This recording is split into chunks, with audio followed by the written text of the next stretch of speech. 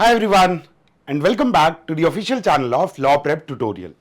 Now let's start with our session and आज के session में हम सुप्रीम कोर्ट के एक रीसेंट जजमेंट को डिस्कस करेंगे जिसमें सुप्रीम कोर्ट ने यह कहा that the doctrine of res judicata is applicable on or is applicable even on the different stages of the same proceeding as well.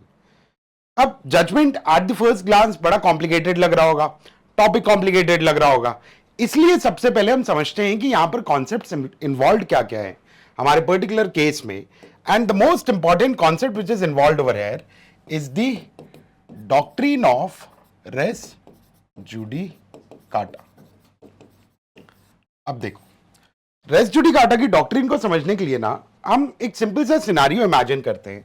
Imagine there are two parties A and B, ठीक है, and let's say कि this particular case is about loan recovery का case. ठीक है, this case is a loan recovery case. ठीक है, अब ए और बी के बीच में केस फाइल हुआ.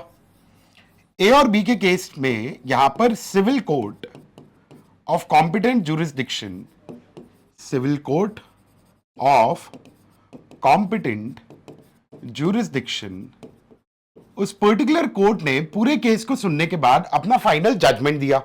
बट यह भी हो सकता है कि भाई दोनों पार्टीज टू द डिस्प्यूट जरूरी तो नहीं है कि हमेशा जजमेंट से खुश रहें, है ना.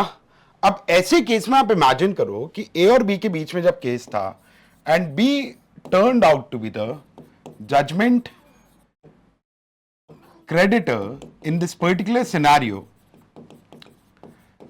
और ए अगर दोबारा जाकर अब केस फाइल करना शुरू कर दे ऑन द सिमिलर ग्राउंड, तो क्या इस सिनारियो में आप कभी भी फाइनलिटी ऑफ जजमेंट को अचीव कर पाओगे?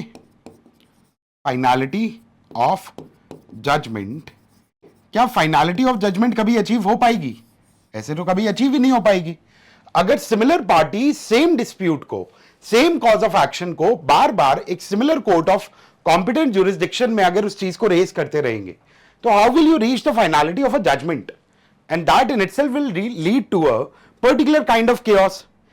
इसी वजह से इस कॉन्सेप्ट को डेवलप किया जाता है या इस कॉन्सेप्ट को यूज किया जाता है अंडर आवर सिविल लॉज और under our civil procedural laws, जिसको हम रेस जुडिकाटा कहते हैं. Now, what is res judicata? Res judicata simply means a matter already judged and it prevents the same dispute between the same parties from being litigated more than once. तो क्या ensure करता है race judicata हमारा कि similar party same dispute similar competent court of jurisdiction के अंदर या similar court of competent jurisdiction के अंदर बार बार उसी डिस्प्यूट को नहीं वो लेकर आ सकते. And the legal basis of res judicata lies under section 11 of the Code of Civil Procedure 1908 in India. Ab CPC is actually the procedural law which governs civil disputes in our country. ठीक है, तो ये इसका मतलब होता है और ये इसका legal basis है. Now, the purpose behind the doctrine of res judicata is to ensure finality of judgments and avoid multiplicity of litigation and maintain judicial efficiency. And the key principle behind the entire concept is that once a competent court has decided a matter finally, it cannot be reopened in another suit.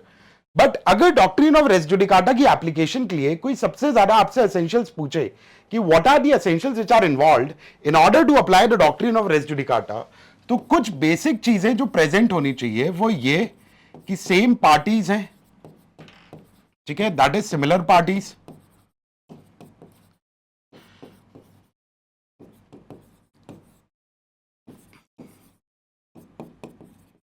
Issue is also similar. Issue is also similar and the issue was actually finally decided or finally adjudged by court of competent jurisdiction, and therefore the parties are barred from filing. The parties are, once these essentials are present over there, that A versus B was finally decided by the court of competent jurisdiction, then subsequent suits are barred subsequent suits are barred by res judicata। ठीक है, I hope यहां तक आपको clear हो गया होगा। अब हम आगे हमारे रेस जुडिकाटा की प्रोसेस को भी देखते हैं। हम देखते हैं कि किस तरीके से रेस जुडिकाटा को अप्लाई किया जाता है in a given scenario. Now let's see. देखो, जैसे ही एक पर्टिकुलर केस कोर्ट के सामने आएगा ना, सबसे पहले हमें यह देखना होगा कि is there a previous judgment. ठीक है, सबसे पहले हम क्या नोटिस करेंगे? सबसे पहले हम नोटिस करेंगे कि क्या ऑलरेडी कोई एक जजमेंट एग्जिस्ट करता है। अगर कोई जजमेंट इन सिमिलर पार्टीज के बीच में ऑन सेम इशू एग्जिस्ट नहीं करता है तो फिर res judicata is not applicable, हम यहीं पर रुक जाएंगे। बट अगर सिमिलर जजमेंट एग्जिस्ट कर रहा है then will move to step 2। ठीक है, and the step 2 will be कि is the previous judgement final.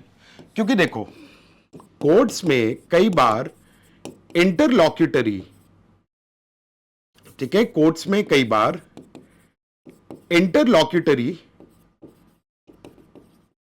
Orders भी पास होते हैं जो एक तरीके के इंटरिम ऑर्डर होते हैं। अब interim order will not necessarily affect the finality of the judgment, कि भाई पार्टी के पोजीशन को लेकर या पार्टी की ओनरशिप को लेकर आपके और मेरे बीच में डिस्प्यूट है। अब वहां पर मैं उस प्रॉपर्टी को बेचने की कोशिश कर रहा था तो आप कोर्ट से एक टेम्पररी इंजंक्शन लेकर आ गए। कोर्ट ने अगर टेम्पररी इंजंक्शन दे दिया तो क्या वो फाइनली मेरिट पे केस पूरा डिसाइड हो चुका है? नहीं ना, वो तो एक इंटरिम प्रोटेक्शन है। तो दूसरा स्टेप जो हमें देखना होता है वो ये कि क्या प्रीवियस जजमेंट फाइनल है। अगर प्रीवियस जजमेंट फाइनल नहीं है, मतलब वो अगर एक तरीके का इंटरिम या इंटरलॉक्यूटरी ऑर्डर है, तो वहां पर फिर रेस जुडिकाटा एप्लीकेबल नहीं होगा। Will move to the step 3। Step 3 will be to identify whether the previous judgment was given by the court of competent jurisdiction। क्योंकि देखो, सीपीसी हो या सीआरपीसी हो, दोनों के ही अंडर, यहां पर हम सीपीसी के स्पेसिफिक होकर बात करते हैं क्योंकि हमारा ये सिविल लॉ से रिलेटेड टॉपिक है। सीपीसी के अंडर भी कोर्ट्स की हायरार्की दी हुई है and a particular matter can be filed in a particular court and therefore the court must be competent to try such a matter. तो दूसरी चीज या तीसरी चीज जो हम आइडेंटिफाई करते हैं वो ये होता है कि भाई क्या जो प्रीवियस जजमेंट दिया था वो कोर्ट ऑफ कॉम्पिटेंट जुरिस्डिक्शन ने दिया था, कि मतलब वो कोर्ट उस केस को सुन सकता था। अगर आंसर नो है तो again res judicata will not be applicable, and अगर आंसर यस है कि हां the previous judgment was given by the court of competent jurisdiction, then we'll move to the next step. Now next step will be to identify whether the previous suit was filed और litigated between the similar parties. ठीक है, अगली चीज हम क्या identify करेंगे इसमें? अगली चीज हम आइडेंटिफाई करेंगे कि whether the previous suit was filed between the similar parties, कि पार्टी सेम थी या नहीं थी। तो अगर पार्टी सेम नहीं थी तो again res judicata is not applicable, and अगर पार्टी सिमिलर थी then we'll move to the next step. ठीक है, then we'll come to this stage. Now we will see कि whether the cause of action, whether the cause of action मतलब वो कारण जिसकी वजह से आपने केस फाइल किया है, कि क्या cause of action substantially and directly similar था दोनों सूट्स में। ठीक है, क्योंकि प्रीवियस सूट में भी वही इशू डिसाइड होना चाहिए। तो अगर सब्सटैंशियली और डायरेक्टली सिमिलर इशू प्रेजेंट है प्रीवियस सूट में भी और सब्सिक्वेंट सूट में भी, अगर प्रेजेंट नहीं है तो res judicata is not applicable, and अगर प्रेजेंट है then we'll move to the next stage. And next stage will be to identify कि previous decision finally decide हो चुका था, and अगर previous decision finally decide हो चुका था then now the res judicata will be applicable and the subsequent suit will be barred। ठीक है, आप subsequent suit फाइल नहीं कर सकते हो। such suit are barred by the doctrine of res judicata। ठीक है, अब हम आगे देखते हैं कि रेस जुडिकाटा का टॉपिक यहां पर कोर्ट ने डिस्कस क्यों किया। So the case was of sultan Syed Ibrahim versus प्रकाशन एंड अदर्स। अब इस केस में सीपीसी के दो बेसिक से सेक्शंस इन्वॉल्व हैं जो प्रोसीजरल एस्पेक्ट से ही रिलेटेड हैं। पहला सेक्शन क्या है? पहला पर्टिकुलर प्रोविजन जो यहां पर इन्वॉल्व है वो है आपका order 12 rule 4 of CPC which deals with application to bring on record legal heirs of the defendants after the death.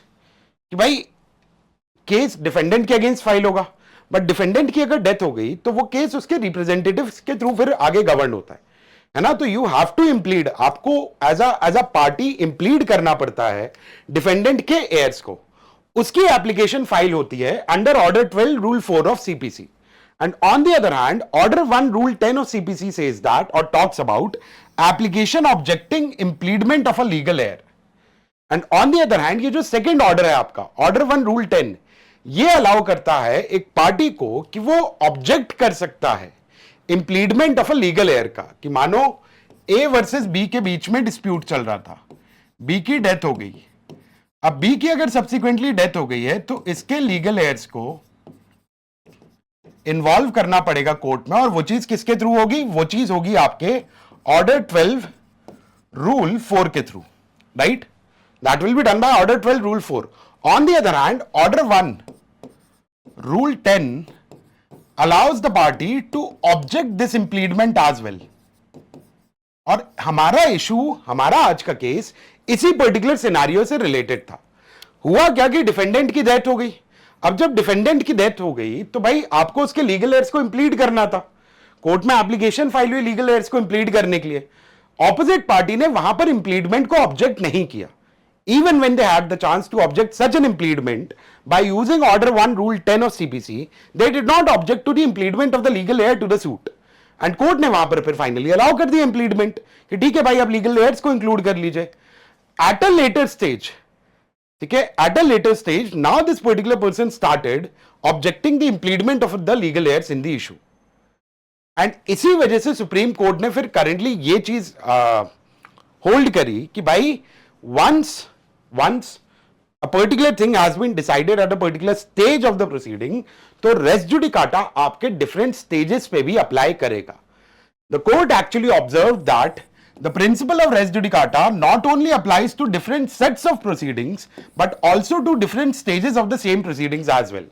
And therefore the bench comprising Justice J.B. Pardiwala and R. Mahadevan upheld the Kerala High Court's finding, which had dismissed the appellant's order 1 rule 10 CPC application objecting the impediment of the legal heir at a later stage of the proceedings when it had an opportunity to object the impediment at the earlier stage of the proceedings।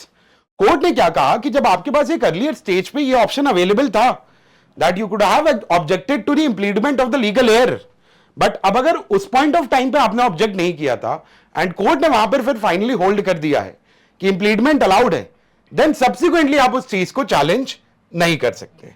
ठीक, along with that the court also said that when after due inquiry under order 12 rule 4 of CPC, which is about application to bring on record the legal heirs of the defendants after his death, an order for impediment was passed, then it would be impermissible to object the impediment at the later stage, as the same would be barred by the doctrine of constructive res judicata enshrined under explanation 4 of section 11 of CPC। ठीक है, अब देखो court ने rational क्या दिया। Court ने ये तो चीज क्लियर कर दी कि भाई एक बार जब फाइनलिटी वो डिसाइड हो चुकी है, जिस स्टेज पे आपके पास ऑप्शन था उस स्टेज पे अगर आपने ऑब्जेक्ट नहीं किया है तो अब कोई एक चीज पर्टिकुलरली फाइनली डिसाइड हो चुकी है, सब्सिक्वेंटली आप उस चीज को चैलेंज नहीं कर सकते at a later stage. That action would be barred by the doctrine of constructive res judicata. ठीक है, so the court said that in the present case the order for impleadment of the appellant as legal heir was made by the trial court after due inquiry under order 22, as also observed by the trial court in its order rejecting the application under order 1 rule 10। Evidently, neither any objection was raised by the appellant before the trial court, nor any revision was preferred subsequently against the said order, and thus it could be said that the issue as regards the impediment of the appellant as a legal heir of the original defendant had attained finality between the parties, and thus the subsequent application under order 1 rule 10 seeking to get his name deleted from the array of parties could be said to be barred by res judicata।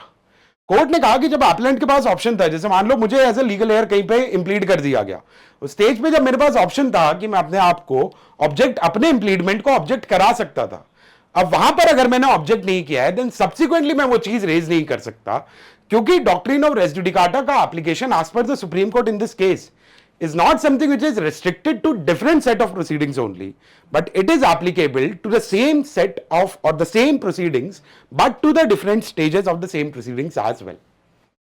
ठीक है, clear है? चलो, सो I hope आप लोगों को topic clear हो गया होगा। बस अब करना यह है कि रेस जुडिकाटा के बारे में कुछ एक बेसिक आइडिया हमें अपने ऑनलाइन सोर्सेस के थ्रू गार्नर या गेन कर लेना है। ठीक है, चलिए भाई, so with this I take your leave. बाकी तबीयत वगैरह का ध्यान रखिए, आराम से पढ़ाई करिए, and I see you in the next session. Okay, thank you so much.